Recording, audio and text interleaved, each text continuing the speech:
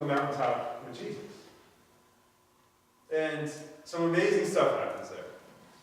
You know, and they see Moses and Elijah and Jesus and 8 days, 8 days when a Jewish kid would be circumcised, 8 days when the new day of the week starts, all these symbolic things floating around in the back of the text, 8 days after they saw someone resurrected by Jesus.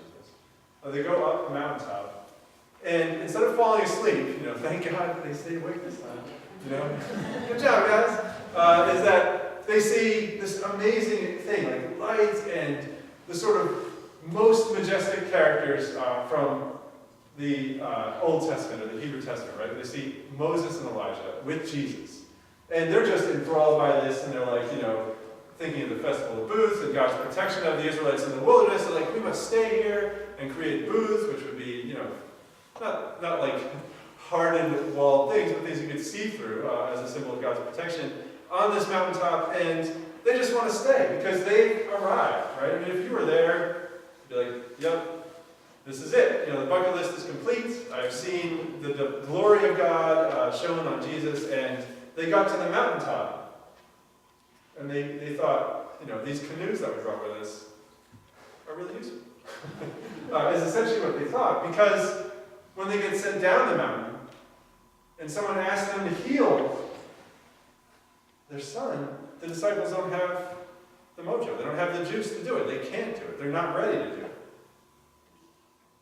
And I think, when we think of the Lewis and Clark story, and ourselves in that story, and ourselves in this transfiguration story, we want to say that they were blown away by what they saw on the mountaintop. That was some sort of spiritual experience which would carry them, perhaps to the end of their days, and they could just hearken back to this one thing. Remember that time we were up on the mountaintop? Remember what happened? That's just going to make it okay. Whatever I'm going through today. But they didn't understand what was going on there. They didn't understand that Moses was taken to God, Elijah walked with God, and then Jesus soon would go to God, and that the end that they perceived, the height of the mountaintop, was not in fact the end, and neither is death for that matter. It's just going to keep going, and God's going to keep carrying, and you're going to stay with God. That's who these three folks are. People who were with God. And so when we go down that valley, or down that mountaintop, that sign that we get at the peak of this one is just to say, you don't know what's coming. And maybe you should listen to people that you don't usually talk to. And maybe you should give a vote to people who don't even have a say. Because God's going to be with us. The mountaintop experience is the preparation for the mission that follows. The disciples thought they had just begun, but they're on their way to Jerusalem. They're on their way to the cross. They're on their way to the trial. They're on their way to Jesus dying. They're on their way to being persecuted by the Romans and hiding in a room. They don't even know that they've begun yet. It's the beginning, not the end. And they didn't get that. They wanted to stay right there. Let's just stay on the mountain. The Rockies, they look pretty rough. Let's just hang out here. Then we'll go back and we can say whatever we want, because who's coming this way when we tell them we can't go back? I'll be dead before they figure out they can do the coast. That's what's going on here, and that's our thing. The church is best when it's on a mission. That's when exciting things happen. That's when there's fire. That's when you take risks that you never would, and you welcome people you never talked to, and you hang out with people you've never met. The mission is where it's at, and we are all on a mission every day. Especially today, when people don't even know what Christianity is about. It's a crisis of discipleship that we see. That's why the church is dying, by the way. Because we don't know what it means to be Christians. We know how to go to church. What does it mean to be a Christian? What does it mean to go to that mountaintop and go into the valley with Jesus and say, sit back, Jesus, I'm going to heal this person. I'm going to show you. I'm going to help. I'm going to have 56 people in the social hall on Wednesday night. There were 56 people down there. It was crazy. It was a party. 15 homeless people, 41 others. Insane. But that's what it's about. It's that mission that we're on and that excitement. And when we get to that coast and we say, where are we going to put this flag? Who are we going to ask? Who are we going to lift up? Did the baby get a vote? I don't know. I mean, Terrence, what do you like? I mean, and it's so remarkable to see that when people are out there, you get out of that context where things just happen and happen, you just assume this is supposed to happen, and then you get mad when it doesn't go the way you thought it was going to go. But what if the assumption was, I have no idea what's going to happen next? Like, as disconcerting as they may be, decentering as that is, the fact is that the assumptions that we have, though they comfort us, though they actually allow us to grow in many ways, they also hold us back. Because Jesus here is going on a mission, and he's saying this is the beginning, and you've already botched it by coming down the mountain to the disciples, right? I mean, they tried to heal me, they couldn't do it. And Jesus is like, you faithless generation. Like, what is wrong with you guys?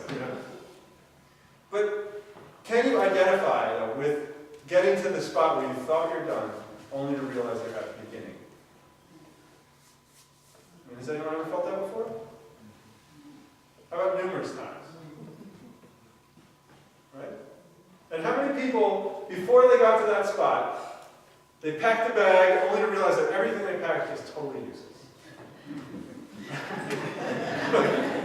You go on vacation, right? You show up, and you're like, wait a minute, it's freezing here. I want beach clothes. I mean, it happens all the time.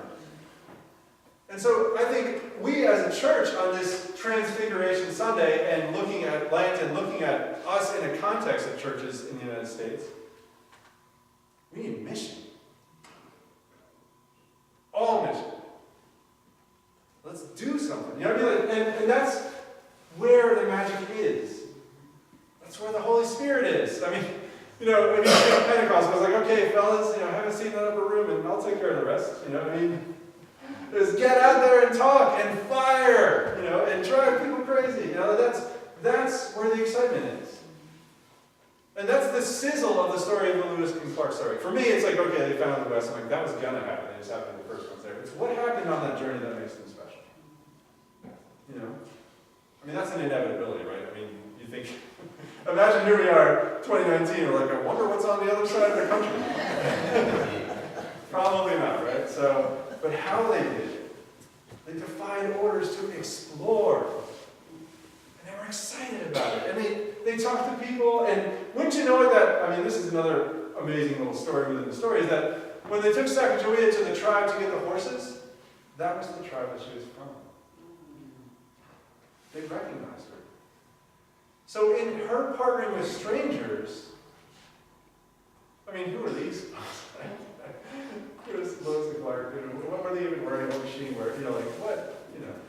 But she partners with strangers and gets reunited with her tribe. And then rather than staying, she went west. It's a mission.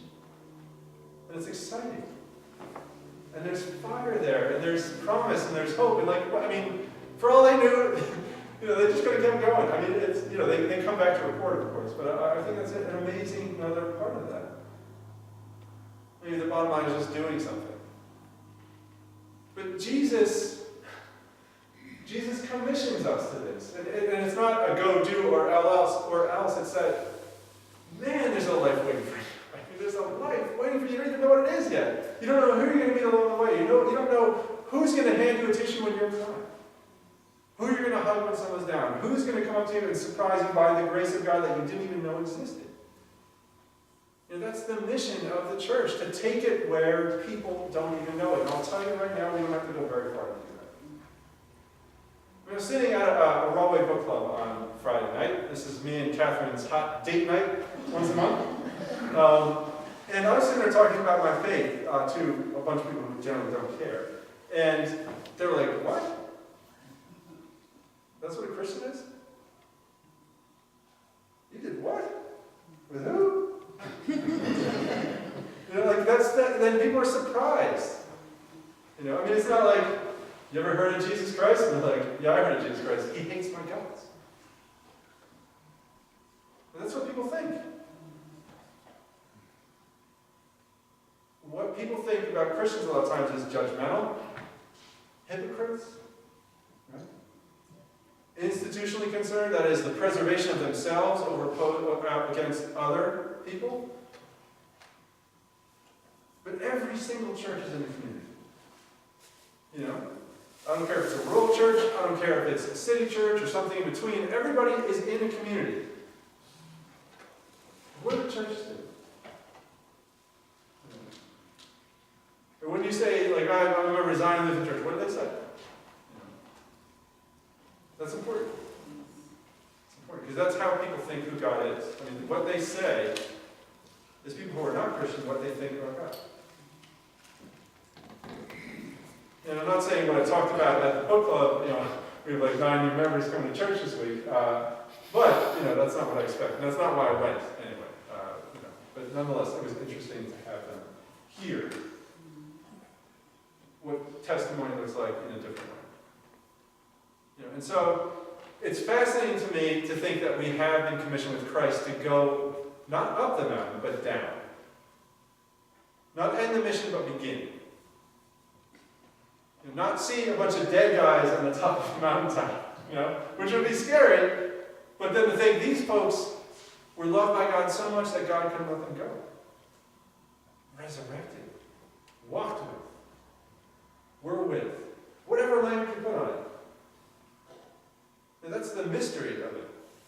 And that's another beauty about mission is that, I think about when I was in a van on tour and we didn't have GPS. We had these like little AAA maps, which at 4 in the morning you're looking at this thing with a flashlight and you're like, I don't even know where. But there was an excitement about that. And then when you're excited about it and then you talk to somebody and they're like, hey, I'm from Jersey and where are we in, Bozeman, Montana, and you guys eat deer? What? But there's a sense of excitement, about that. And it makes making friends a little easier too. Instead of, I don't like buckshot by deer. And so, which they don't like. Because it's fresh.